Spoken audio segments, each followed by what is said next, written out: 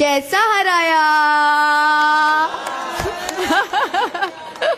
కైసా హరాయా అంటూ అమాయకంగానో ఎగతాళిగానో లేగితనంతోనో కూసిన కూతులు పలికిన మాటలు ఈరోజు ఆ పిల్లని ఓ రకంగా పాముల చుట్టేశాయి. గణేష్ గోల్డ్ తాకట్టులో ఉన్న బంగారాన్ని విడిపించి కొనబడును. సంప్రదించండి 9966611144. కారణం ఆమె సబ్మిట్ చేసినటువంటి పత్రాలు నకిలీ.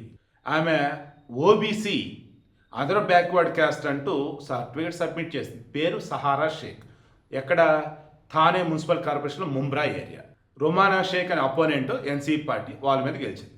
బట్ జితేంద్ర అవధి అని చెప్పేసి ఆయన శిష్యురాలు నేను అని చెప్పేసి ఈమె చెప్పుకునేది. ఈమె నాన్న ఉన్నాడు యూనస్ షేక్ అని. వీళ్ళంతా ఎన్సీపీ పార్టీ, శరద్ పవార్ వర్గం. ఇప్పుడు వాళ్ళు ఎంఐఎం పార్టీ తరపున గెలిచారు. గెలవగానే కైసహారాయా అంటూ మొత్తం ముంబ్రా ఏరియా అంతా కూడా ఆకుపచ్చమయం చేస్తామంటూ నానా హడావుడి చేసింది. అదేంటి ఇన్షా అల్లా అంటూ అల్లా పేరు మధ్య మధ్యలో పట్టుకోవచ్చు. ఆ అమ్మాయి చదువుకుందా లేదన్నప్పుడు ఎక్కడన్నా మతోన్మాద సంస్థ దగ్గర పనిచేస్తుందా, అసలు ఏం చేస్తుంది, ఏం మాట్లాడుతుంది? సరే ఎంఐఎం పార్టీ వాళ్ళకు జెండా వచ్చేసి ఆకుపచ్చ కలరు ఓకే, కానీ మొత్తం పచ్చగా మార్చేది ఏంటి? అన్ని చోట్ల వాళ్ళ జెండాలు ఉండేది ఏంటి? ఏం మాట్లాడుతుంది? ఇది భారతదేశం అనుకుందా, పాకిస్తాన్ అనుకుందా? ఈవెన్ పాకిస్తాన్లో కూడా హిందువులు సిక్కులు చాలా మంది పోటీ చేస్తారు, బంగ్లాదేశ్ అని అంతే. బట్ ఆమె మాట్లాడే మాటల తర్వాత ఒక్కొక్కరు ఫ్యూజులు ఎగిరిపోయినాయి. అసలు ఏం మాట్లాడుతుందిరా ఈ అమ్మాయి అని. ఎందుకైనా మంచి అసలు ఈ అమ్మాయి బ్యాక్గ్రౌండ్ తీయండి అని చెప్పి తీశారు. అప్పుడు తెలిసింది సహారా షేక్ డాటర్ ఆఫ్ యూనస్ షేక్ వాళ్ళు ఎన్సీపీలో ఉన్నారు. అయితే ఇప్పుడు ఈ థానే తహసీల్దార్ కార్యాలయం వాళ్ళు వెరిఫై చేసిన తర్వాత వాళ్ళు తప్పుడు ధృవీకరణ పత్రాలు ఎలక్షన్ కమిషన్ సబ్మిట్ చేస్తారని తెలిసింది. దాంతో వాళ్ళు ఇక ఆ ఎన్నికను రద్దు చేయమన్నారు.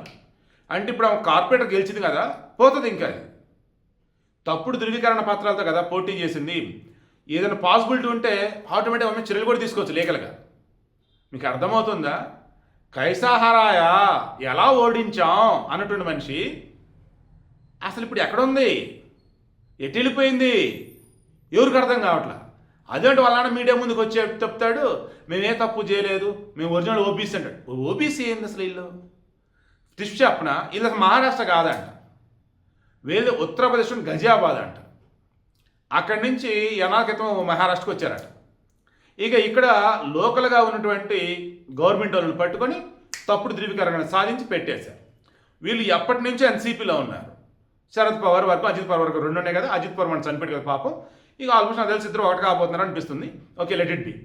ఈ శరద్ పవార్ వర్గీయులు ఉన్నారు కదా, ఆ పార్టీలు ఎప్పటి నుంచి ఉంటున్నాడు. ఇప్పుడు అతను టికెట్ అడిగితే కాదని చెప్పేసి రొమానా షేక్ అని వేరే వాళ్ళకి ఇచ్చారు. ఇక ఇతను లాస్ట్ మూమెంట్లో ఏం చేశాడు, ఎంఐఎం పార్టీ తరఫున కంటెస్ట్ చేశారు, గెలిచారు. వాస్తవానికి వీళ్ళు ఎన్సీపీ తరఫున రొమానా షేక్ పోటీ చేస్తున్నారు కదా, వాళ్ళ పైన ఉన్నటువంటి వాళ్ళు ఎవరైతే ఉన్నారో వారికి ఈ యూనస్ షేక్కి చాలా సన్నిహిత సంబంధాలు ఉన్నాయట. అంటే ఓ రకంగా ఈ షహర్ షేక్ ఉంది కదా, ఈమె చాలాసార్లు చెప్పిందట నేను ఆ జితేంద్ర అవధి యొక్క బిడ్డని, ఆయన శిష్యురాలిని, ఆయన వల్లే రాజకీయంలో ఓనమని నేర్చుకున్నానని చెప్పేసి వాళ్ళు చెప్పారు. ఈసారి కాదు నెక్స్ట్ టైం మీరు పోటీ చేద్దరు, కానీ ఇప్పుడు మన పర్సన్ నించున్నారు కదా వాళ్ళు గెలుస్తారు, మీరు ఆగండి అంటే కాదు కూడదని పోటీ చేశారు. ఇప్పుడు ఇలా పోటీ చేశారు ఎంఐఎం తరఫున. అలా పోటీ చేస్తున్నప్పుడు కూడా వాళ్ళు చెప్పారట ఓడిపోతాము, ఓట్లు చీలిపోతాయి, వద్దు అదని. అయినా సరే పోటీ చేశారు. అలా పోటీ చేస్తున్న మూమెంట్లో ఓడిపోతారు వద్దని ఒకసారి, లేదు ఇన్నాళ్ళు వెయిట్ చేసి ఇప్పుడు మనోళ్ళు ఓడిపోతే బాగోదని ఇంకొకసారి, అంటే ఒకసారి మీరు ఓడిపోతారు, ఇంకోసారి మనోళ్ళు ఓడిపోతారు, ఏదో ఒకటి మనం ఓడిపోతాం వద్దురా బాబు అని చెప్పేసి వాళ్ళు రిక్వెస్ట్ చేస్తూ ఈ అమ్మాయికి నచ్చజెప్పే ప్రయత్నం చేస్తే కాదు కూడదని ప్రచారం చేస్తారు. ఇక దాంతో ఓడిపోతాం అన్నారు, ఓడించామా లేదా, కైసహరాయా ఎలా ఓడించాం అంటూ హడావుడి చేసింది. ఇప్పుడు ఏమైంది, ఏడకెళ్ళిపోయింది. నా హిందీ రాదు, ఉర్దూ రాదు, కాబట్టి డైలాగ్ కొట్టలేకపోతున్నా. చెడుగుడు ఆడుతా నెటిజన్లు అంతా కూడా. ఎటు వెళ్ళిపోయావమ్మా, ఏడదానుకున్నావమ్మా, బయటికి రామ్మా, చెప్పమ్మా, ఓబీ సర్టిఫికేట్ యాడ్ నుంచి వచ్చిందమ్మా, ఉత్తరప్రదేశ్లో మీరు మహారాష్ట్రకు వచ్చి ఎన్నాళ్ళైందమ్మా, ఎన్సీపీలో ఉండి అసలు మీరు ఏం చేశారు, లోకల్లో ఉన్నటువంటి గవర్నమెంట్ వాళ్ళని మచ్చిక చేసుకొని డూప్లికేట్ పత్రాలు పొంది దాంతో ఈ రకంగా అప్లై చేస్తారా? చాలు.